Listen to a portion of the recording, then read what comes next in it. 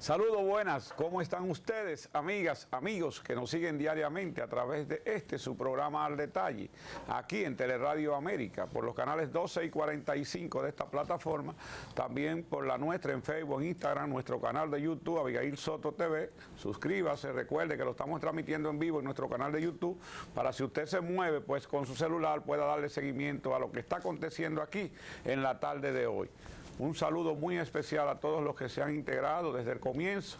Vamos a excusar a Abigail Peña. Recuerde que estamos en el programa de las grandes entrevistas en las tardes dominicanas. Dancel Soto. Saludos, buenas tardes, Abigail Soto. Buenas tardes, República Dominicana, a los de aquí y los de allá. Gracias por dejarnos llegar una vez más a sus hogares. Bueno, excusamos nuevamente a Abigail Peña. No estará disfrutando de esta entrevista, que tenemos uno de los invitados que más aporte hace en estos momentos a un programa de televisión importante en las tardes dominicanas, porque hoy tenemos al ministro de Economía, Planificación y Desarrollo, uno de los jóvenes más talentosos de la República Dominicana, Pavel Isa Contreras. Bienvenido. Un gran placer que me hayan invitado, muy complacido. Gracias por sus palabras. Así es, y a mí me da más placer porque hay un acontecimiento, y voy a comenzar por ahí, aunque con usted hay tantos temas que tratar, pero voy a comenzar por ahí porque no se estila en la República Dominicana, a pesar de que Luis Abinader creó una comisión con el doctor Toribio y esas cosas, pero no se estila que desde un ministerio, un ministro, quiera reunirse con personas que ocuparon la misma posición en diferentes gobiernos y que se cree una organización, una estructura, con un objetivo muy definido, que ustedes, y me dicen que esa idea que el presidente Abinader ha celebrado, ha felicitado, esa idea partió de usted, de crear diálogo del desarrollo, creo que así es que se llama, el espacio que usted ha creado, y la sorpresa es que en esa creación de ese foro de debate, usted ha invitado a Temístocles Montajo, Juan Ariel, a Isidoro, al ministro que usted sustituyó. Yo creo que eso no es, no sé, pero yo tengo 30 y pico de años en la televisión y en otros estamentos en el Congreso, y yo no he visto muchas veces que un ministro haga ese tipo de convocatoria y que su presidente lo apoye. Usted nos puede decir cuál es, primero, cómo fue la silencia de los invitados a ir al encuentro, cómo surgió y qué usted espera de eso. Bueno, la idea de diálogos del desarrollo es crear un espacio de discusión, debate, de cómo repensamos el modelo de desarrollo dominicano. Nosotros advertimos que el modelo de desarrollo dominicano ha sido uno que ha permitido expandir la creación de riqueza, ensanchar la base material de manera muy significativa. La producción en los últimos 60 años, la producción real por persona se ha multiplicado por 6, eso es mucho. El consumo también se ha expandido. Sin embargo, ese modelo no ha generado todos los beneficios que debió de haber generado para la población. No significa que no haya beneficiado a la población, por supuesto que la ha beneficiado. Conocemos, en especial ustedes, Abigail y yo, conocemos lo que era la pobreza, digamos, en los 70. Exactamente. O sea, una pobreza mucho más profunda. Obviamente la pobreza se ha reducido, pero la verdad es que para el nivel de expansión económica que hemos tenido, realmente el crecimiento no ha beneficiado lo suficiente a la población. Muchos otros países han tenido desempeños de crecimiento más modestos, con impactos mayores en el bienestar de la población. Pero al mismo tiempo, esa expansión de la base material ha sido a expensas también de nuestro capital natural, ha sido de espaldas a la naturaleza. Entonces, y eso implica que estamos comiéndonos el sustento nuestro, porque todas las actividades económicas se basan en la naturaleza. La expansión de la construcción y de las grandes zonas urbanas se ha hecho a costa de los ríos. La expansión de la agricultura se ha hecho a costa de los bosques, para poner dos ejemplos claros. Entonces, tenemos que transformar eso, tenemos que lograr que el crecimiento económico beneficie a la gente y se haga respetando la naturaleza, incorporando la naturaleza como parte del activo, como parte del capital. Y al capital hay que cuidarlo. Usted cuida la maquinaria y el equipo que tiene en una empresa, ¿no? Y le da mantenimiento. De la misma manera, el capital natural hay que cuidarlo. Entonces dijimos, tenemos que repensar todo esto. Tenemos que ver cómo reconducimos el país para que los beneficios empiecen a derramar en la gente y empecemos a cuidar más el capital que hace un tiempo natural. Creo que lo dijo el gobernador del Banco Central, creo que lo dijo, que, sí, que había que no es nuevo. derramar. Esto No que es estoy nuevo. diciendo no es nuevo. Okay. Nosotros lo venimos diciendo desde hace muchos años, desde que estábamos en el programa de Naciones Unidas para el Desarrollo, cuando continuamos diciendo, otros lo han dicho. Tampoco es privativo, digo, decir exclusivo de la República Dominicana. Hay otros países que también le pasa lo mismo. Y el peligro es que si la democracia no entrega beneficios a la población, esta puede ser desafiada, ¿no? Y no desafiada para profundizar la democracia, que es lo deseable, sino en sentido contrario, para apostar por modelos más autoritarios. Y esa ha sido una de las falencias del modelo, que no ha sido suficientemente democrático, a pesar de que las instituciones formales de la democracia se han mantenido, han sido estables, nos han permitido salir de crisis, no han habido disrupciones o crisis políticas mayores desde hace, digamos, 20 años para acá. Pero el poder ha estado... ha sido también muy desigual, de la misma manera en que la distribución de la riqueza en este país es muy desigual, también lo ha sido la distribución del poder. Y obviamente, cuando la distribución del poder es igual, uno explica la otra, cuando la distribución del poder es desigual, la distribución de la riqueza también lo es. Entonces tenemos que buscar formas de empezar a conciliar crecimiento con distribución, ¿no? Entonces yo dije, bueno, dijimos en el ministerio, tenemos que empezar a marcar otra vez, hablar de desarrollo. Ya pasamos la crisis de la COVID-19, aunque estamos enfrentando tensiones en los mercados internacionales que pueden poner en jaque el mismo crecimiento tradicional de este país. Digamos que estamos volviendo relativamente a la normalidad. Pero esa normalidad no es la normalidad que deseamos, queremos otra normalidad, entonces tenemos que repensarla. Se puede relavar un poco porque el crecimiento se mantiene en un 6% ya. A nivel macroeconómico estamos relativamente bien, la inflación va declinando, el crecimiento, si bien ya va bajando, porque no podemos repetir un crecimiento del 12% como el año pasado, pero se va alineando a la tendencia histórica. El déficit fiscal lo hemos podido controlar a pesar de la enorme demanda de recursos que está implicando sostener los subsidios para que precisamente la inflación no se desborde. Pero ¿cuál fue el tema específico en esa agenda? Bueno, vamos a darte la libertad que tú sigas, para que el pueblo entienda qué pasó en ese foro de debate. Vamos a crear un espacio que no se debe delimitar la capital, tiene que ir también a los territorios, tiene que discutir temas distintos, no solo temas generales como lo discutimos en la primera sesión, sino también temas específicos. ¿Y con qué podemos empezar?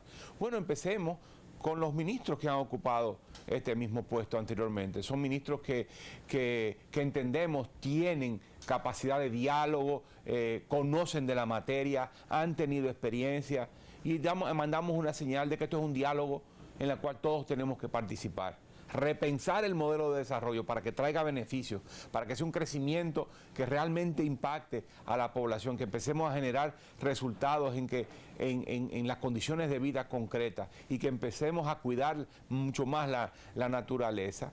Bueno, esto es un negocio de todo el mundo.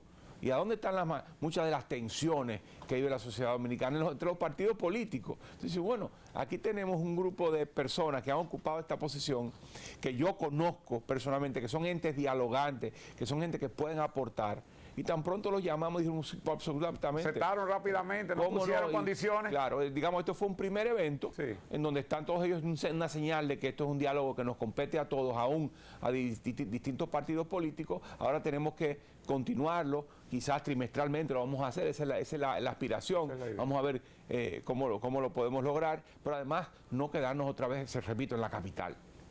No. Y esto fue una idea también, debo reconocer, esto fue una idea concreta del presidente Abinader. Cuando yo le dije, mire, presidente, vamos a hacer esto me parece muy bien, pero no se queden en la capital.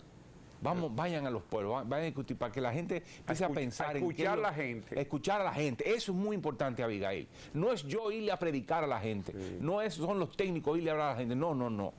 Es hablarle de cómo pensamos nosotros, pero escuchar qué es lo que ellos también piensan y cómo ellos piensan su propio desarrollo, su propio bienestar y por dónde irían las grandes líneas de transformación de la economía y cómo no, también de la democracia, los mecanismos de participación, de los problemas ambientales, de los problemas distributivos en sus propios territorios. Mira, yo creo que eso, a mí me ha encantado eso. Tan pronto se anunció y pude ver la intención, me ha encantado, porque aquí hay un problema, un sistema político de que no, espérate, porque si yo lo ayudo a hacer una cosa buena, entonces eso me perjudica a mí. No, vamos a dejarlo que se joda, vamos a decir, usando la palabra del pueblo. Ahora que estamos escuchando a la gente, porque ustedes van a oír todo eso, pero van a oír también propuestas que le van a servir para ensamblar justamente el modelo que queremos de que la economía desde arriba, como decía, creo que una vez Hipólito hablaba de la macro y la micro, bueno, que la macro llegue a la micro, creo que fue lo que dijo, bueno, que se derrame y que el pobre pues comienza a ver otro horizonte.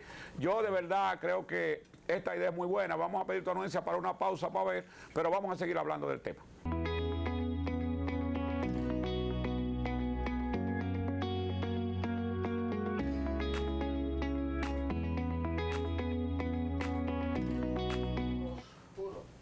A ustedes, amigos, que se han estado integrando en el transcurso del programa, les decimos que estamos en el programa de las grandes entrevistas en las tardes dominicanas, que se suscriban a nuestro canal de YouTube, Abigail Soto TV, para que ustedes, si se mueve de su casa, pues en el celular siga las entrevistas que se dan aquí y también, pues, para que usted pueda recomendar, darle seguimiento a la participación de Pavel Isa Contreras en la tarde de hoy. A ver, por ejemplo, yo visualizo que ahí estaba lo mejor de lo viejo con la experiencia, o la experiencia de lo viejo con lo mejor de lo nuevo, porque estaba Temístocles Montá, estaba Isidoro, y ya nuestro amigo que acaba de salir tampoco es muy joven, o sea que ahí los dos jóvenes eran tú y Juan Ariel. Él más que yo. Él más que tú, sí, pero tú eres muy joven. ¿Cuál fue la participación de ellos representando a un partido político? Porque Isidoro es una persona ya de la sociedad civil, pero ellos dos pertenecen a un partido político que inclusive ha sido zarandeado por el Ministerio Público y a veces se le echa la culpa al gobierno. O sea, fueron la amplios. participación de ambos, de los dos exministros que están en las filas del PLD, fueron participaciones muy buenas, aportaron en temas fundamentales. ¿Llevaron temas ellos? Bueno, nosotros orientamos las preguntas, pero las respuestas fueron los aportes que nosotros esperábamos, nosotros queríamos. Ahí, por ejemplo, Juan Ariel nos habló del tema de educación. Yo le planteé el tema de educación, sé que ha trabajado el tema de educación y por eso, como yo le dije a él literalmente, te voy a poner una huevita, Juan Ariel. ¿Cómo trabajamos el tema de la educación? Eso es fundamental, porque el problema del modelo de desarrollo en la República Dominicana es que ha descansado en bajo salario. ¿Y por qué hay bajo salario? Porque tenemos una fuerza de trabajo poco calificada, y como lo que tú tienes es fuerza de trabajo poco calificada, pues las empresas lo que explotan es ese recurso de fuerza de trabajo poco calificada y pagan bajo salario. Entonces el crecimiento se hace sobre la base de bajos salarios y los salarios no suben. Entonces hay que elevar la capacidad, la calidad de la fuerza de trabajo, hay que elevar las habilidades humanas, construir capacidades humanas, y esto te lo da el sistema educativo, y por eso le planteamos esa pregunta a Juan Ariel, que se enfocó en los temas de calidad, en los desafíos que todos conocemos, dos temas: desafíos en la calidad educativa y cerrar las brechas de cobertura que hay al inicio y al final de la edad escolar. Es decir, al inicio de 3 a 5 años, que tenemos en educación inicial un déficit enorme, hay una cobertura como menos de la mitad de los chicos y las chicas de entre 3 y 5 años van a la escuela inicial. Y por lo tanto, cuando llegan a la escuela primaria no tienen el suficiente basamento, fundamentos para poder aprender más rápidamente. Y luego, al final del ciclo de educación preuniversitaria, que es el quinto y sexto de secundaria, donde en particular en el caso de los jóvenes, de los muchachos, abandonan la escuela tempranamente, ya porque entienden que no les reditúa terminar el bachillerato si no tienen perspectiva de moverse hacia otro nivel de escolaridad, es decir, educación técnico-vocacional o educación universitaria, y tienen prisa, tienen premura por generar ingresos, entonces abandonan la escuela. Y hay una brecha también de cobertura. Esa fue la participación de Juan Ariel. Esa fue, Juan Ariel un poco habló de eso, cómo enfrentar eso. Me imagino que Miguel Seara habló de medio ambiente. Claro. Ese es un tema que no debe quedarse. Miguel Seara habló de cómo estamos erosionando la base que nos da sustento a todos, cómo hemos erosionado los ríos, ya hemos construido, como dije al inicio del programa, hemos expandido el sector de la construcción y la mancha urbana de las grandes ciudades ha crecido enormemente sobre la base de extinguir nuestros ríos. También la producción de alimentos se ha hecho sobre la base de extinguir los bosques, de no protegerlos, ¿no? Entonces, bueno, en San José de Ocoa ya inclusive es la mitad de la pluviometría que hace unos años existía por la eliminación de los bosques. Y luego está el tema de los desechos sólidos, de la basura. Es decir, tenemos una verdadera tragedia en materia de gestión de los residuos sólidos. Si tenemos son vertederos a cielo abierto sin ningún cuidado que contamina todo el entorno, pero además también nuestra agricultura, la forma en que hacemos nuestra agricultura, con mucho pesticida y mucho desperdicio de agua, lo que hace es que cuando inundamos los campos para regar, toda el agua una poca penetra al suelo y es absorbida por las plantas, por los cultivos, y el resto, con todo de agroquímicos, se va a los acuíferos y nos contamina los acuíferos y nos contamina las costas. Entonces todo esto, ¿qué es lo que está indicando esto? Que estamos comiéndonos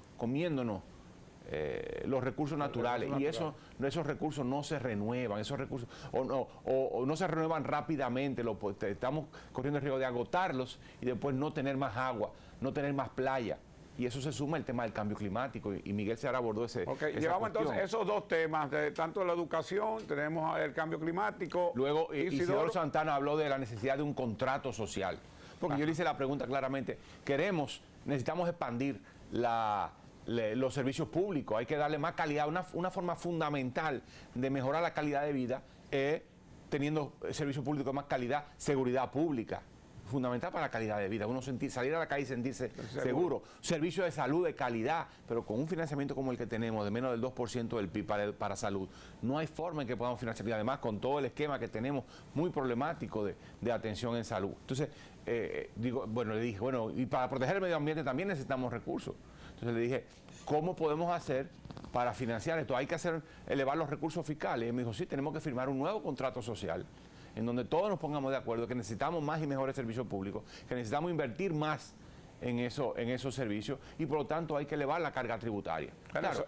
Eso está planteando una reforma, pero la vamos a tratar más tarde, después que me diga también lo de Temo Montaz, ¿qué tema trató? Bueno, Temo habló de varios temas. Uno de ellos fue de nuestras instituciones, de nuestras prácticas, y habló de las instituciones informales, de cómo las instituciones informales, el funcionamiento de ellas, nos dotamos de instituciones formales, de normas, de leyes, hacemos reformas de las organizaciones del Estado, pero en el fondo terminamos operando igual que siempre, porque las instituciones informales, las costumbres, las prácticas, no las terminamos cambiando. Entonces, si no cambiamos nuestras prácticas, pues entonces no vamos a poder cambiar el modelo de desarrollo. Entonces habló de esa necesidad. Tenemos leyes que protegen el medio ambiente, pero entonces, pero mira, eso vamos a hacerlo de esta manera y de otra manera, le buscamos el bajadero a una ley para no cumplirla. Para no cumplir con la ley. Exacto. Entonces él se refirió a ese tema. Yo creo que fue un tema muy destacado. Tú fuiste el moderador, tú no llevaste tema, me imagino. No, yo no llevé yo llevé preguntas, pero en el fondo yo condicioné los temas que iban a tratar. Muy importante. Y entonces ahora, para ver, señor ministro, después de esas respuestas a esas preguntas, ¿qué vamos a hacer con eso? ¿Vamos a ir planificando la ejecución, cambiando el sistema? Mira, yo creo que lo más importante es lo que queda en la población y las ideas que queden en la población de las transformaciones a las que estamos abocados, ¿no? que necesitamos hacer. Pero eso fue un debate, no es que eso... No, fue un debate, pero un debate con mucha trascendencia. Bueno, pero ahora tenemos que movernos también a los territorios. Ok. Y entonces tenemos que ver cómo piensa la gente en los territorios y llevar este tipo de ideas a los territorios y discutirle. Cada uno va a tener, mira, por ejemplo, en el tema de protección de los recursos naturales, los colegas que están en la región Enriquillo van a tener un tipo de aproximación a la protección de sus recursos que los colegas que van a estar en la región del Cibao noreste, por ejemplo, que tienen otras problemáticas. ¿Ya? Entonces, tenemos que adaptar la reflexión a las realidades. El sector turístico tiene otra problemática. En el este es otra realidad, en Puerto Plata es otra realidad. Entonces, no significa que no haya elementos en común, por supuesto que hay elementos en común, pero también hay particularidades que queremos ir debatiendo. Todo esto, que eventualmente nosotros estamos trabajando una evaluación y repensar la Estrategia Nacional de Desarrollo. Entonces, todo esto, estos dos procesos van en paralelo. Hay un proceso técnico de discutir la estrategia, de ver los indicadores de cómo se ha movido, dónde nos hemos quedado cortos en la Estrategia Nacional de Desarrollo, dónde hemos avanzado, dónde nos hemos estancado, dónde hemos retrocedido, porque han habido retrocesos también en la estrategia. Pero hay que reevaluarla porque ya ha pasado una década. Sí, Los temas de cambio climático no están tan destacados en la estrategia. Hay que ver qué ha cambiado, qué ha funcionado, qué no ha funcionado, y luego esos dos procesos en algún momento tienen que conectar la reflexión sobre la estrategia y la reflexión con la sociedad, para que se conecten, para que desde el Ministerio y desde el Gobierno digamos, miren, la nueva Estrategia Nacional de Desarrollo debería ir en esta dirección, con estos cambios, estos ajustes, porque esto es lo que piensa la gente, y esto, por otra parte, es lo que ha fallado, lo que no ha caminado. Esto ha funcionado y tenemos que reforzarlo. Y planificar que los gobiernos le den continuidad, no importa el gobierno que esté. La Estrategia Nacional de Desarrollo es, digamos, es la capota de donde se montan todos los planes, todas las políticas, es, digamos, el nivel jerárquico más alto de la normativa. Luego viene el plan plurianual, que es el plan de 4 años. Cada gobierno tiene un plan plurianual del sector público, que es una expresión cuatrienal de la estrategia. Pero tenemos que repensar la estrategia, rediseñarla en el sentido que estoy indicando ahora, para que cada gobierno, con sus matices, con sus énfasis, por supuesto, para eso que hacen la política, ¿no? Adapte y diga, bueno, de la estrategia yo me voy a ir tengo que atacarlo todo, pero voy a ponerle énfasis a esto y de esta manera, ponerle énfasis a esto de otra manera. Pero, repito, con una estrategia que garantice o que apunte, quizás que no garantizar es muy fuerte, pero que apunte hacia un crecimiento más sostenible, un crecimiento más equitativo, que fortalezca la cohesión social y territorial y que termine de evitar la fragmentación social y territorial que vivimos en este país, y que todo eso se haga en un contexto que todo el desarrollo sea con un esquema de gobierno, de gobernanza mucho más democrática, una democracia mucho más profunda y más participativa. Ministro, hablando de las propuestas, de las leyes y la mesa que usted planteó con todos los anteriores incumbentes en el plano de la economía, usted mencionaba el tema de las empresas respecto a los bajos salarios, de cómo se aprovechan. Usted sabe que actualmente tenemos una situación también con lo que son los precios de la canasta básica y el permiso o la exención de los impuestos de los 67 productos. Entonces, ¿tienen ustedes alguna incidencia, por ejemplo, a nivel empresarial, para que, atendiendo la canasta básica, haya alguna regularización con los precios, con los sueldos? ¿O tienen ustedes incidencia que todavía no podemos ver como quisiéramos el tema de la reducción en los precios de los alimentos que tenían esa exención? Okay. El tema de los salarios se discute en el Comité Nacional de Salarios. El Ministerio de Economía no participa en eso, pero en las relaciones de trabajo con el Ministerio de Trabajo, que es el ente público, digamos, líder de este proceso, de estos procesos de revisión de los salarios mínimos, pues sí, hay consultas, hay trabajo conjunto, pero es un tema del Comité Nacional de Salarios. Por cierto, yo debo decir que los últimos aumentos de salario mínimo desde 2017, 2019, 2021, todos esos aumentos de salario mínimo han estado por encima de la inflación. Todos. Lo cual está indicando que vamos, en mi lectura, vamos en la dirección correcta. Los aumentos de salario desde 2017 en adelante ya no son más compensación de la inflación para que la gente vuelva al punto inicial donde empezó. Porque ¿qué es lo que ha pasado? Que hay aumento de salario, la gente recupera el poder de compra del salario, pero luego se va erosionando por la inflación. Entonces, a los 2 años se vuelve y se aumenta el salario, pero solo para compensar la pérdida de aumento de salario. Entonces, el salario real, mínimo real en el fondo, se mantiene estable como un serrucho. No se mantiene, eso no puede ser. En los últimos tres aumentos de salario, los aumentos han sido mayores que la inflación y hay que mantener eso. Pero por supuesto, para lograr eso, para darle sostenibilidad a los aumentos de salario hay que aumentar la productividad. Y para aumentar la productividad necesitamos más educación. Entonces, más capacidad humana, de tal manera que la gente sea más productiva. Entonces, digamos, te di una respuesta de corto plazo, en lo inmediato es el Comité Nacional del Salario. En el largo plazo lo que tenemos que mejorar la productividad de la gente y que la gente pueda capturar más de lo que produce, porque ahora mismo no está capturando lo suficiente de lo que produce. Vamos a pedir Luego, el otro tema es el tema que me mencionaste de los precios. Lo que está pasando con la ley es que los precios internacionales son tan altos que no ha sido muy rentable importar los productos.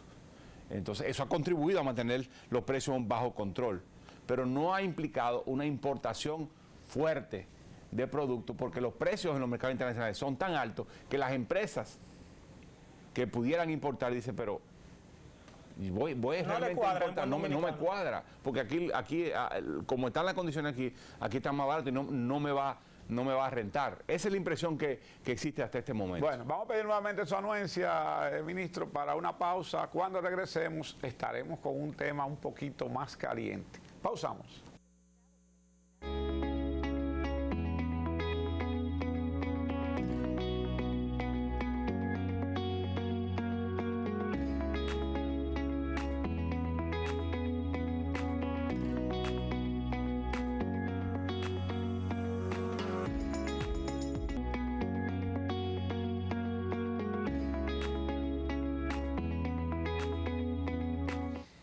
Bien, continuamos aquí en Al Detalle. Recuerde, estamos de 3 a 4 de la tarde todos los días, de lunes a viernes, para que usted pues se mantenga. Señores, quiero aprovechar un momentito para saludar a tantas personas que ayer anoche pude ver y saludar el cumpleaños de José Frank.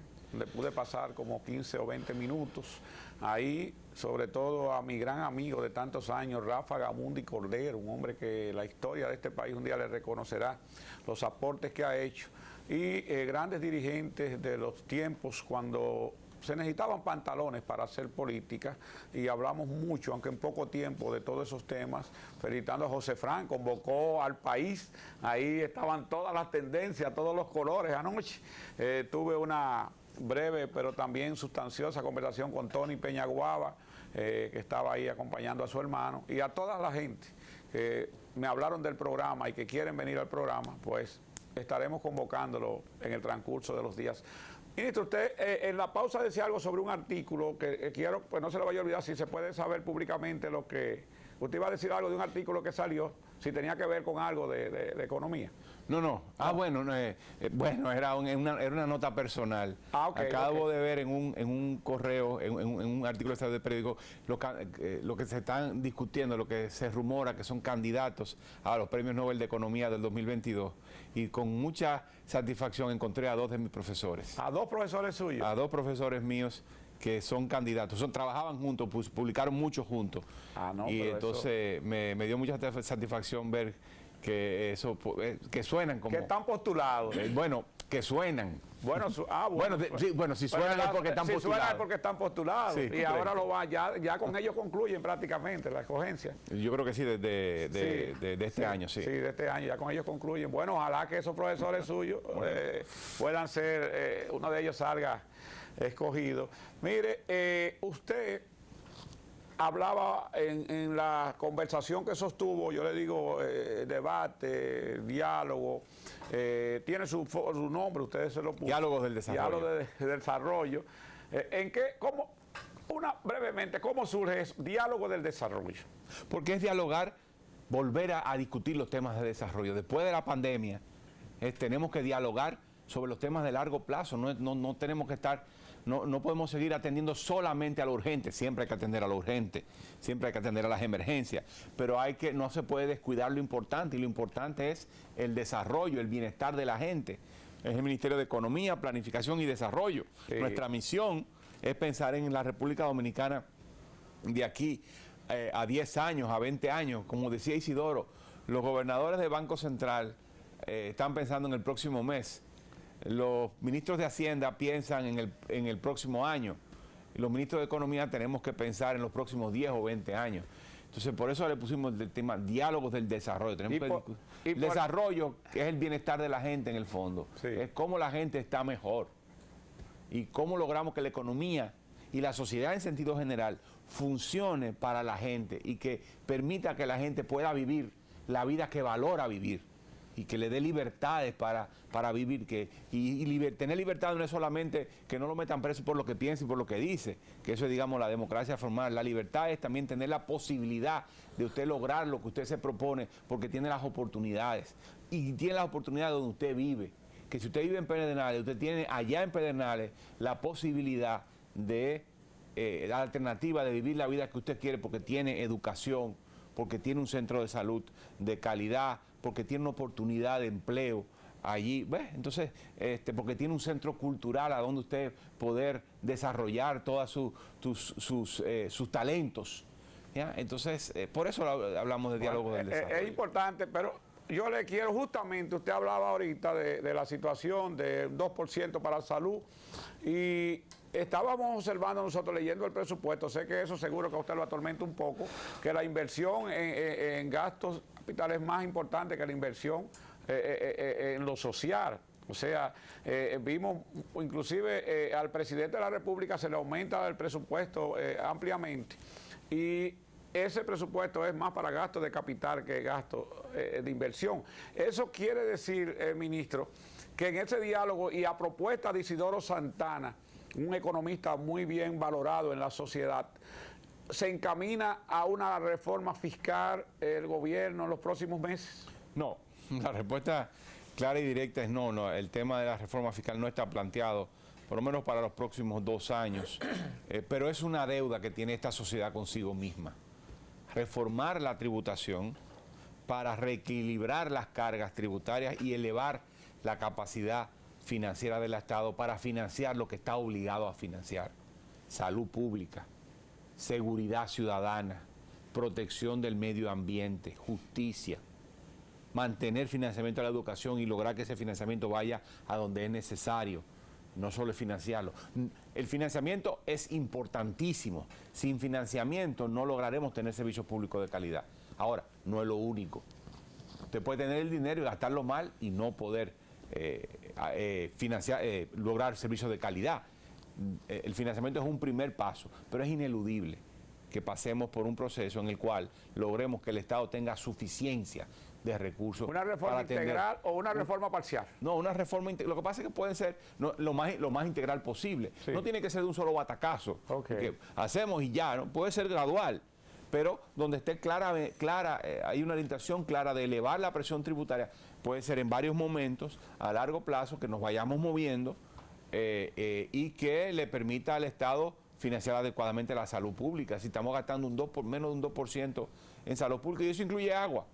La función. Entonces no puede ser, ¿no? Así no hay manera en que logremos tener servicios de salud de calidad. Hay otros problemas en salud. Es decir, usted puede llevar el financiamiento público a la salud al 3 o el 4% del PIB y no tener buenos resultados porque hay un problema de gestión.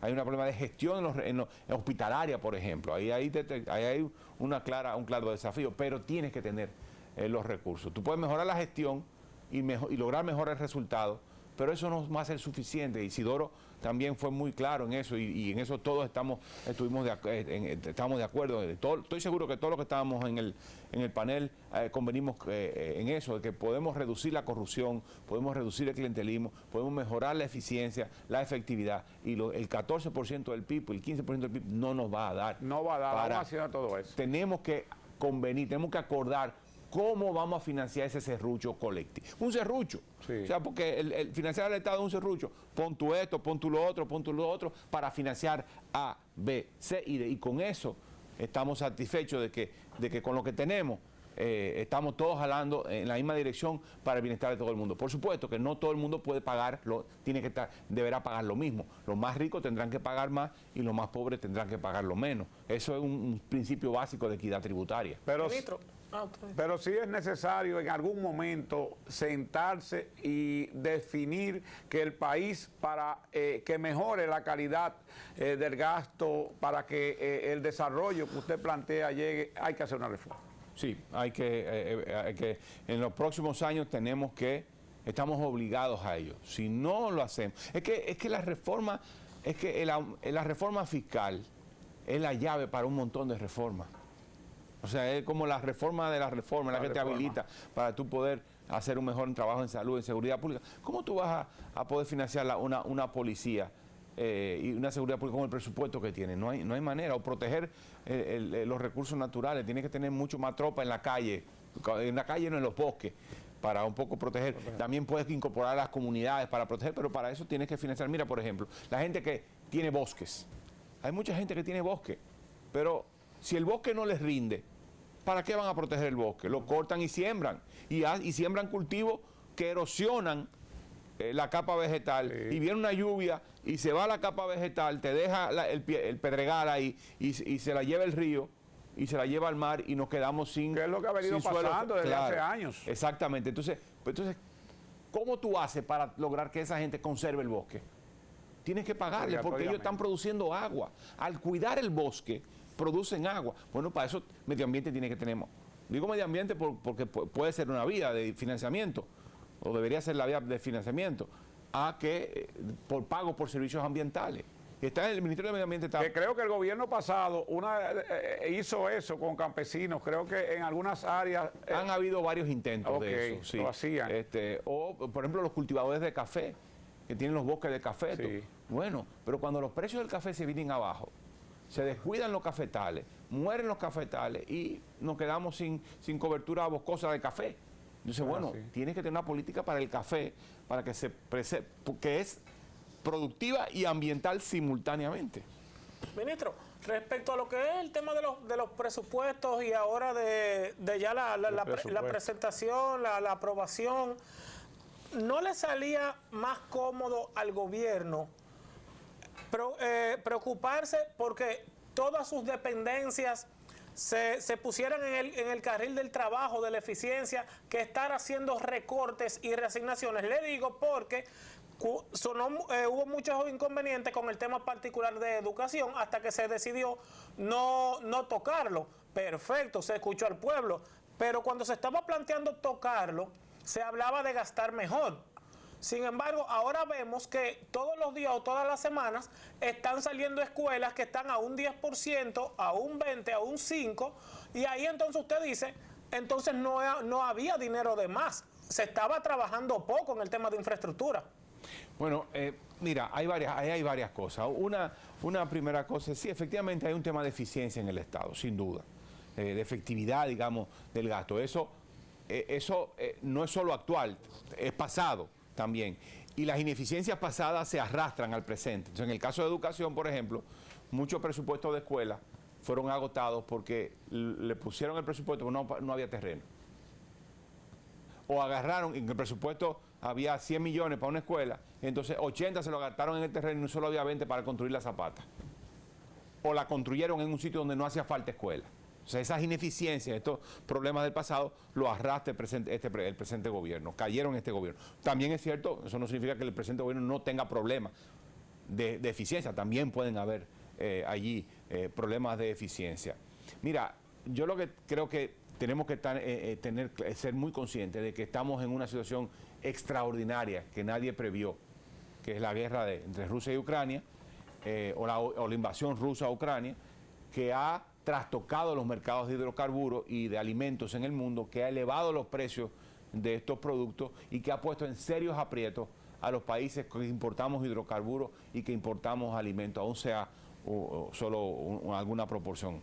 Entonces, el gobierno se ha visto forzado a subsidiar. ¿Cómo contenemos el efecto devastador de estos aumentos en los precios internacionales de los hidrocarburos y de los alimentos? Subsidiando. ¿Y de dónde vamos a sacar el dinero? Del propio presupuesto, reubicando. En ese proceso se detectan ineficiencias, hay gente que tiene presupuesto que no lo está gastando, que no lo va a gastar, como en el caso de educación, que no lo iba a gastar porque no por una serie de problemas, que también pueden ser ineficiencia, pero también hay otras cosas de por medio. Y se dice, bueno, vamos a ponerlo en donde lo necesitamos, porque si no lo van a gastar, vamos a ponerlo donde lo necesitamos. Y no me estoy refiriendo al caso de educación en particular, que fue solo una pequeña proporción de todo el paquete, pero fue la que causó más ruido. Pero realmente era un poquito, eran 2.000 millones de pesos. 2.000 millones. 2.000 millones de pesos, cuando el paquete era de 100.000. O sea, 2.000 hicieron el ruido y nadie discutió los 98. Los otros 90 y pico de mil. Ministro, hay una situación que se está dando en el país. Por ejemplo, los gobernadores del Banco Central, cuando dicen la economía va a crecer 5% en este año, tienen que fajarse a mantener que eso sea así, que crezca y que se mantenga por la credibilidad. Pero hay una situación que se ha venido dando en República Dominicana con el Banco Central y la elevación de tasas de interés, que en estos momentos tiene que seguir los pasos a lo que está pasando en los Estados Unidos, que la tasa está creciendo frecuentemente, o sea que están subiendo la tasa, y República Dominicana correría el riesgo de que a una mayor tasa de interés en los Estados Unidos, mayor rentabilidad para los capitales, pues los capitales dominicanos van a tender a irse fuera. Entonces el Banco Central va a seguir ese proceso y ¿hasta dónde podríamos aguantar? Mire, yo pienso que efectivamente, como tú dices, el Banco Central no puede permitir un significativo desalineamiento entre la tasa de interés nacional y la tasa de interés en los principales mercados. Es una de las principales razones por las cuales se hace un ajuste de la tasa de política monetaria. La otra razón es también para moderar el crecimiento económico, y que ese crecimiento económico, al moderarse, implica que la demanda sobre bienes y servicios domésticos no suba tanto, para que los precios no aumenten mucho en aquellos sitios, en aquellos sectores en los cuales no hay capacidad de producción suficiente. Cuando hay mucha demanda y no hay suficiente capacidad de producción y no hay suficiente oferta, ¿qué pasa con los precios? Suben. Entonces el Banco Central, al ver eso, aprieta las tuercas, sube la tasa de interés y baja la presión de demanda sobre esos sectores y los precios no suben tanto. Igual, y también al elevar la tasa de interés hace que los capitales no se vayan. Exactamente. Entonces, mira, ¿hasta dónde podemos aguantar? Mira, yo no estoy seguro. Yo pienso que, no sabría decir, yo creo que depende mucho de lo que hagan las autoridades monetarias de otros países. Digamos, estamos muy condicionados a lo que hagan las autoridades monetarias de otros países. Si la suben mucho, pues entonces es posible que el Banco Central, yo no quiero hablar por ellos, pero es posible que el Banco Central sencillamente le caiga atrás. Tenga que caer atrás. El problema de eso es que puede matar la actividad económica. Exactamente, el problema es que a mayor, pero aquí y allá. Exacto, a mayor extracción de dinero del mercado, mayor difícil. Inmovilidad de la economía. Exactamente, y menor empleo, Exactamente. que es lo que importa. Lo que importa al final es el empleo. Que no nos hemos recuperado todavía a nivel del empleo. El empleo sí está recuperado en términos del total de empleo. Del total. Ya tenemos más empleo que antes de la pandemia. Lo que sí tenemos es un desafío con la calidad del empleo. Okay. O sea, la proporción de empleo informal es un poco más alta hoy que antes, porque los empleos que se recuperaron más rápido han sido los informales. ¿Y por qué? Porque son más baratos de crear.